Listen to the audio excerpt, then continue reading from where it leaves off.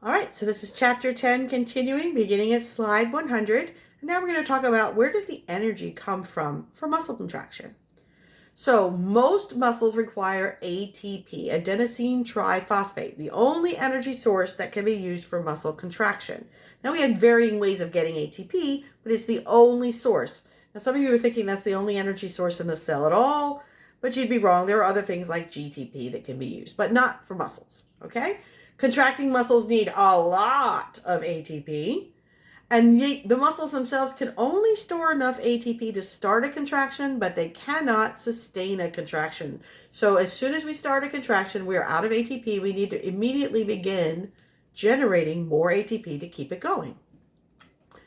So there's different ways, and when your muscle's at rest, you make more ATP than the muscles need. And so you can only store a limited amount of ATP as ATP, and so you put it in a temporary storage form called creatine. And so you take the phosphate off of ATP and you put it onto creatine and you create something called creatine phosphate, okay, or CP. The enzyme creatine kinase will take that ATP back from creatine phosphate and take it from ADP back to ATP. So when your creatine phosphate is used up, you then are going to have to go on to plan B.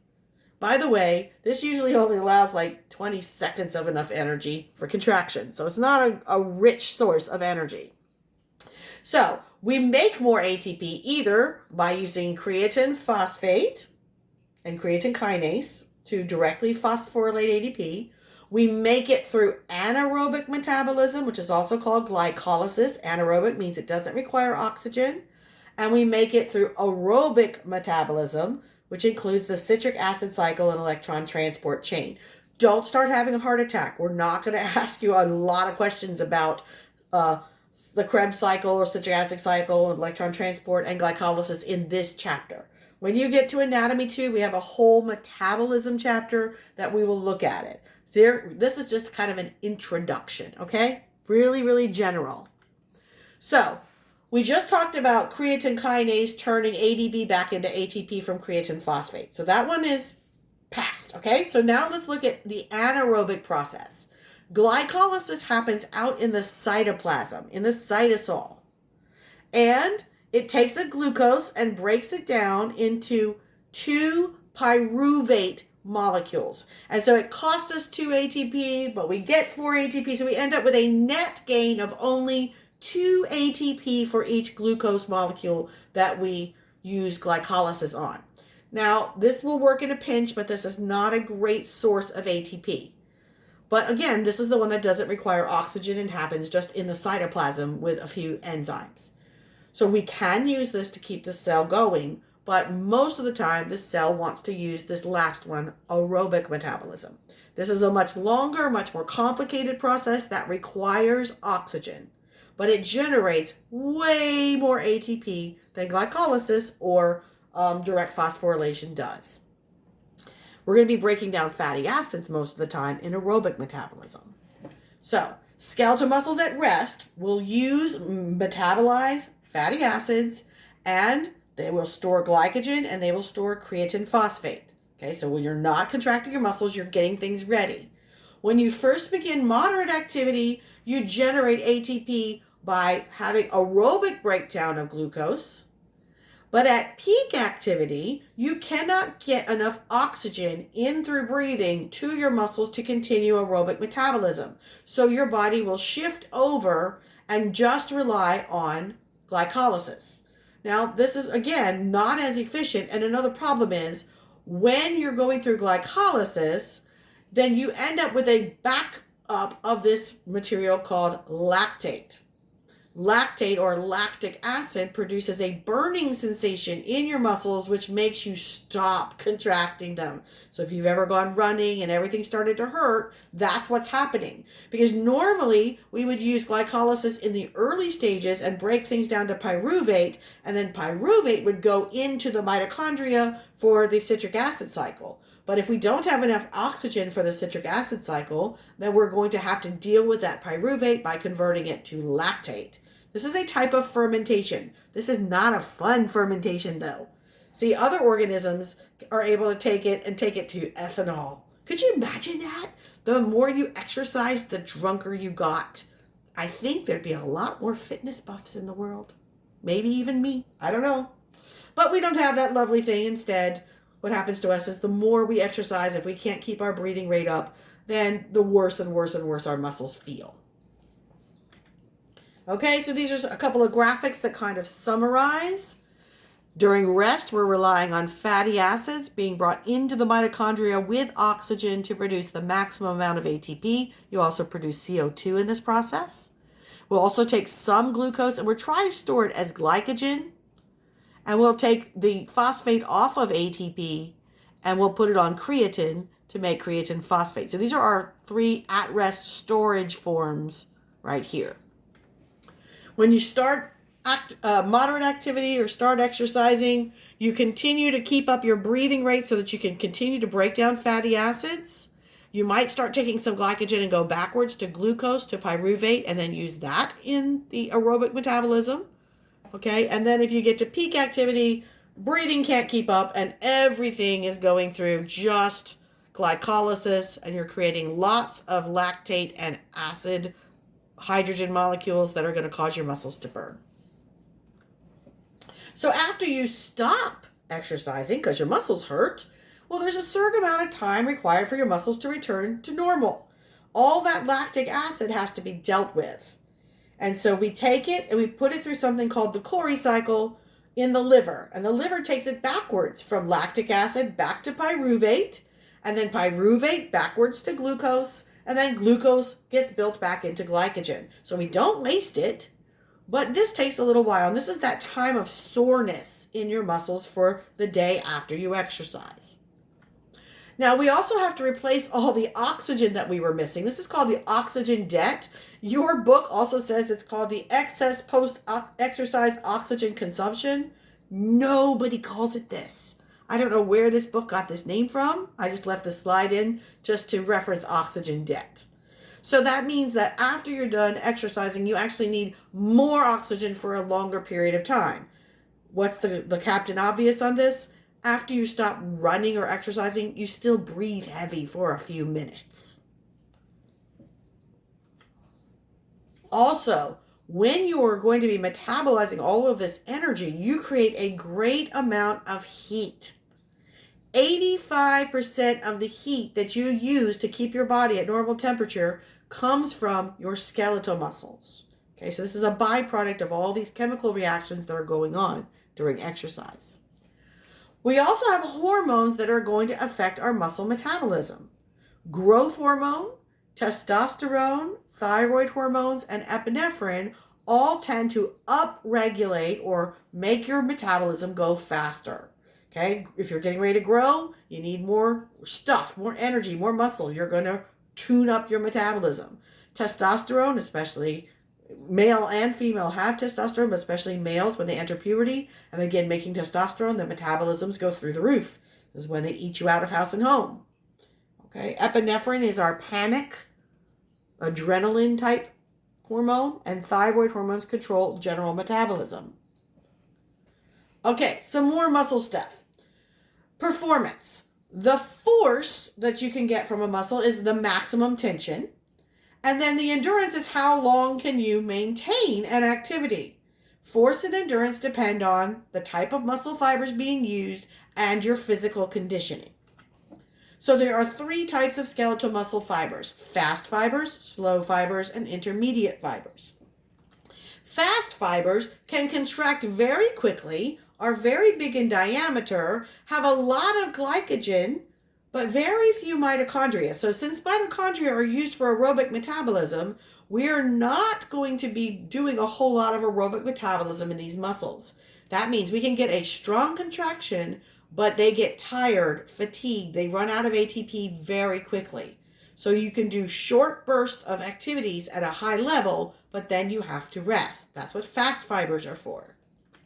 Slow fibers take longer to contract and develop tension, but they can hold the tension for a long time before they are fatigued. They are smaller in diameter, have more mitochondria, have a better oxygen supply from lots of extra blood vessels because we're going to use the oxygen in the mitochondria to produce the energy. And they have one more thing, something called myoglobin. Notice it kind of sounds like hemoglobin, which is the red part of your blood that binds oxygen. This is in your muscles. That's why it has myo on the front. And it takes the oxygen out of the blood and puts it in the muscle. It also is red. So slow fibers tend to have a darker color than fast fibers. So here are some examples. We're looking at the gastrocnemius is a slow fiber. And so you can see it's dark in color. Okay, got lots of striations. Fast fibers are lighter, and here would be the fast fibers, like in your eyes, because your eyes move much quicker, but they also get tired. Intermediate fibers are in the middle, middle-sized, middle energy, slower to fatigue. They have a little bit of myoglobin, so they tend to look kind of pinkish. So if we put these fibers together, then you can get entire muscles that have certain characteristics. And in this case, instead of calling them slow and fast, we kind of use the colors.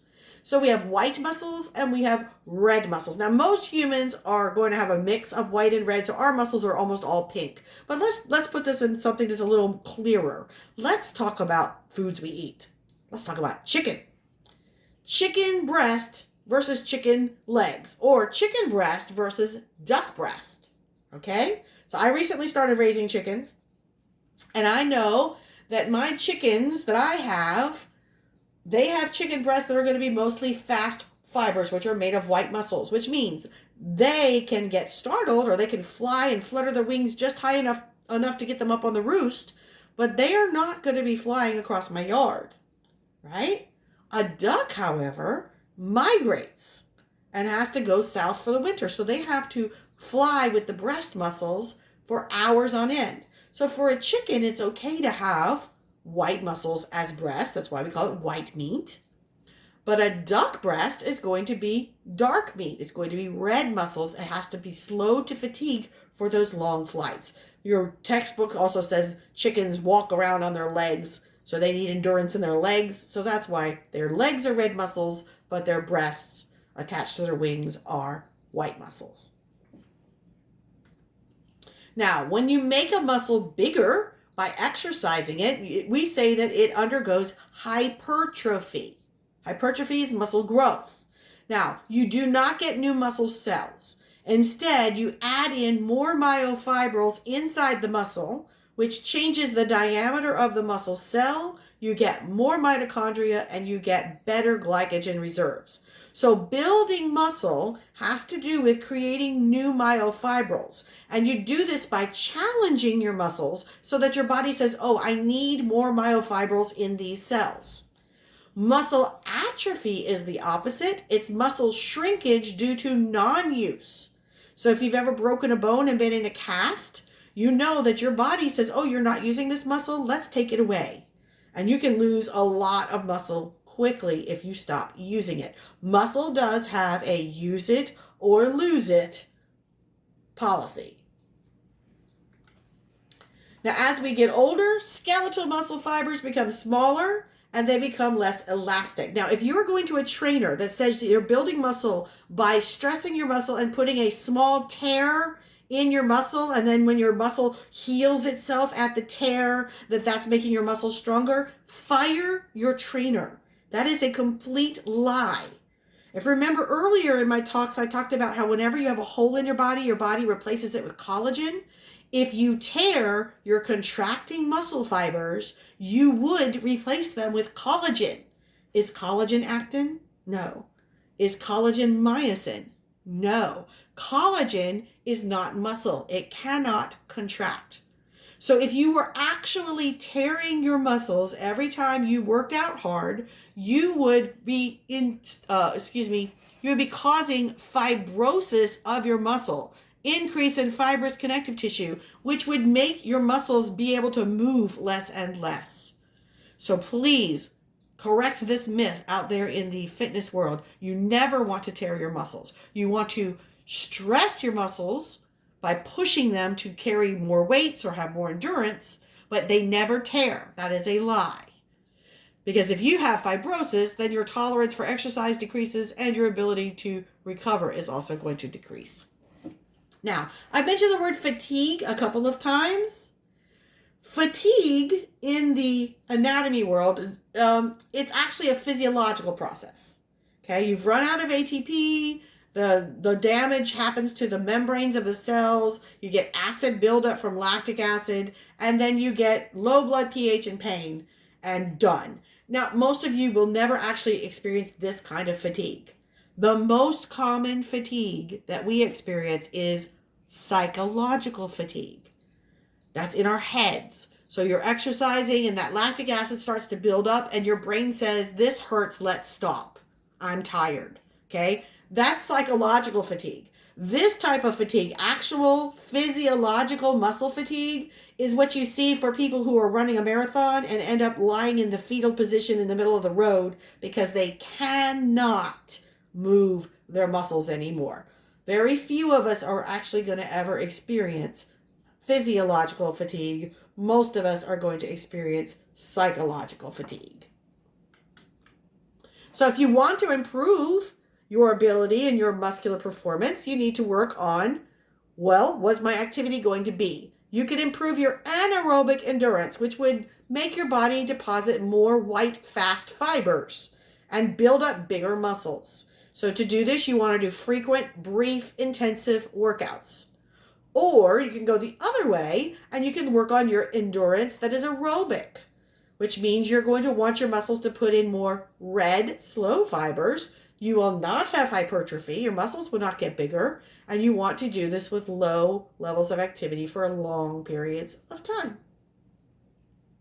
Okay, so I'm going to stop this video here and I will pick up with slide 1, 2, 3 in the next video.